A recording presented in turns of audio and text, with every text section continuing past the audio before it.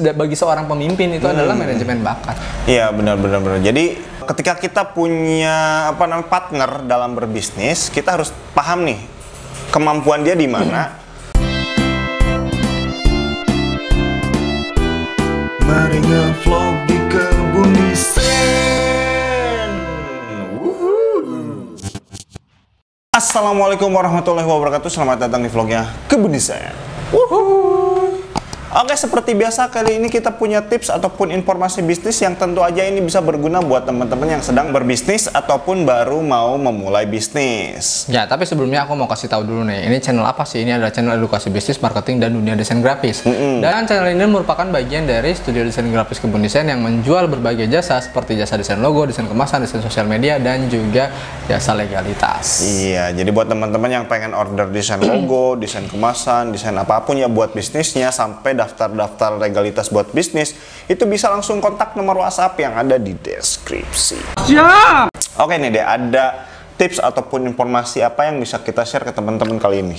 Ya, kita mau nge-share sih buat teman-teman yang sebagai pemimpin di usahanya sendiri gitu ya, katakanlah foundernya atau owner dari seorang entrepreneur gitu. Jadi kita mau bahas apa saja sih yang harus dimiliki oleh seorang pemimpin dalam berwirausaha. Oke. Karena ini penting kalau misalnya kita memimpin sebuah usaha atau misalnya seorang owner memimpin sebuah usaha, ya harus jelas track recordnya seperti apa gitu. Kedepannya usaha ini mau diapain gitu. Nah, ini hal-hal yang penting dimiliki seorang leadership ya di bisnisnya gitu. Betul. Yang pertama adalah seorang pemimpin di dalam sebuah usahanya itu harus memiliki strategi. Ya nggak sih? Jadi seorang pemimpin itu harus memiliki strategi di mana dia harus bisa menciptakan visi misi usahanya itu ke depan mau seperti apa. Benar. Ya minimal 10 tahun ke depan itu visinya itu apa, misinya itu apa. Nanti kan biasa visi misi bisa diubah lagi kan berapa tahun kemudian gitu. Per 10 tahun atau per 20 tahun gitu. Sesuai dengan target-target yang mau dicapai.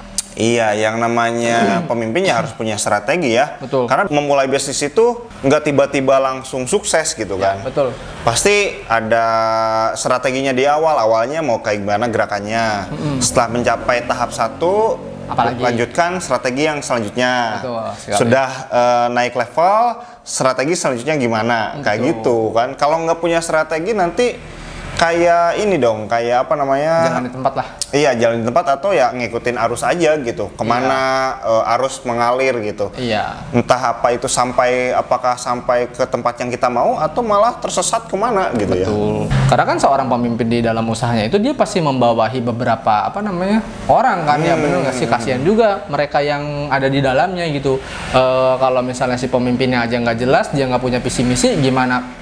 Jangankan usaha lah, untuk diri sendirinya aja itu nggak jelas gitu. Gitu ya. Itu yang pertama. Jadi seorang pemimpin harus mempunyai strategi. Salah satunya dengan menciptakan visi misi. Yang kedua, nah untuk yang kedua ini seorang pemimpin itu harus langsung eksekusi. Jadi kan strategi udah dibuat nih, ya nggak sih? Baru eksekusinya gimana ya biasanya kalau misalnya seorang pemimpin dia langsung menciptakan organisasi di dalam usahanya.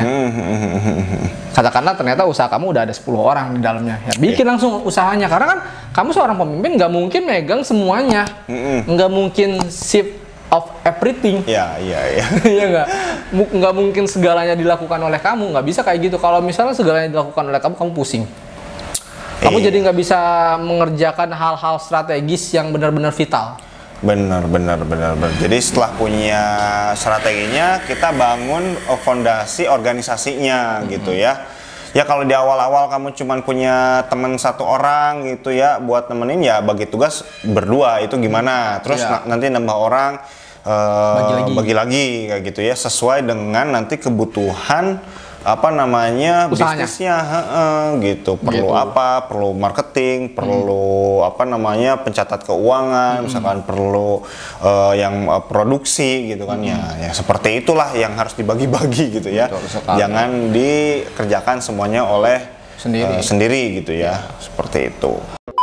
Yang berikutnya kan kamu punya di pada saat eksekusi gitu kan ada organisasi itu kan pasti nggak hanya 1 orang 2 orang gitu kan ya.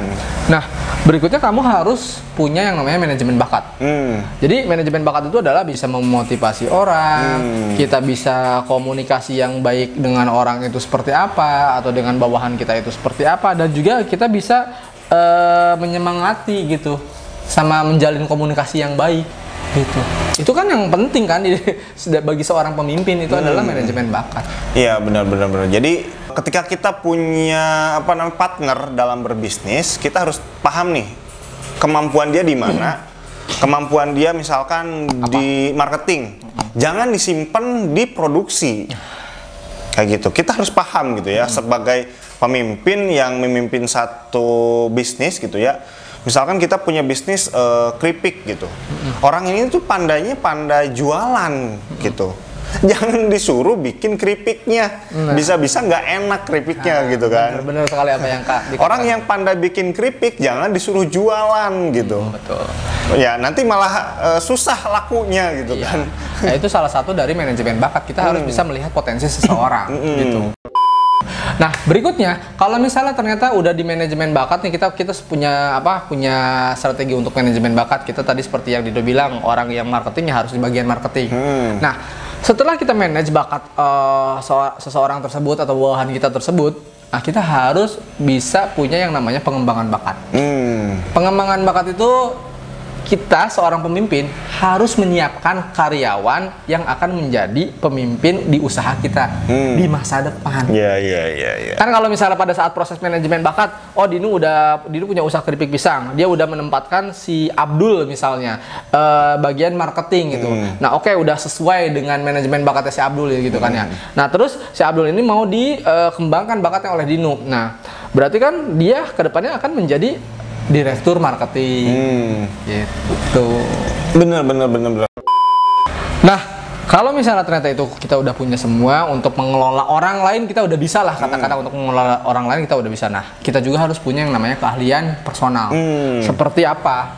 Manajemen emosional gitu kan ya. Bener. Terus tanggung jawab, terus juga kita harus melatih kejujuran kita terhadap diri kita sendiri ataupun terhadap orang yang memang menjadi bawahan kita.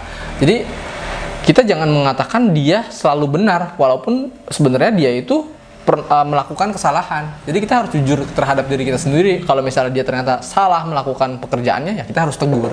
Iya, benar. Artinya ya kita sebagai pemimpin juga harus belajar gitu kan. Iya. Kadang kita juga sebagai manusia bisa melakukan kesalahan gitu kan. Ya harus belajar juga pengendalian emosi, pengendalian diri gitu ya.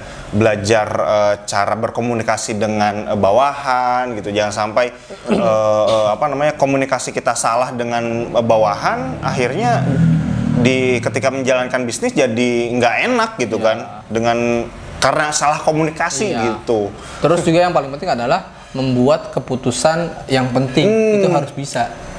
Bener, di situasi tertentu yang butuh keputusan cepat gitu ya, keputusan tepat gitu ya. Itu susah loh. Itu susah cepat sama gitu. tepat. Itu kalau misalnya kita mau membuat keputusan yang cepat, belum tentu tepat. Benar. Yang tepat belum tentu bisa cepat gitu. Jadi kita harus mengasah itu skill itu kan ya, cepat dan tepat gitu. Karena kan kedepannya kan usaha itu perlu dinamis lah ya, perlu perubahan yang cepat dan tepat. Iya, ada situasi-situasi yang menuntut itu gitu. Iya, betul sekali. Kalau nggak dituntut seperti itu mah ya kadang ya agak lumayan enak sih ya. Misalkan kita butuh ketepatan, tapi waktunya masih lama, bisa diskusi dulu atau apa gitu ya. Tapi kadang situasi harus sekarang, detik ini kamu harus menentukan. Itu kan harus berproses, berpikir cepat bagaimana untung ruginya, baik buruknya gitu kan. Iya, benar sekali. Itu pemimpin harus pandai bisa menentukan keputusan yang cepat dan tepat di situasi seperti itu. Betul sekali. Oke, itu aja ya video kali ini. Jadi mudah-mudahan bermanfaat ya video kali ini buat teman-teman yang menjadi seorang pemimpin di usahanya sendiri gitu ya. Jika memang dirasa suka video ini, jangan lupa di like, di komen, di subscribe, dan jangan lupa juga di share ke teman-teman kamu supaya nggak bingung lagi gitu ya, seperti itu. Dan kalau pengen mendukung channel ini buat share edukasi, share tutorial, pengalaman dan sebagainya, bisa klik tombol dolar yang ada di bawah kayak gitu ya. Ya. Oke, thank you, sampai jumpa di vlog kita selanjutnya. Bye bye.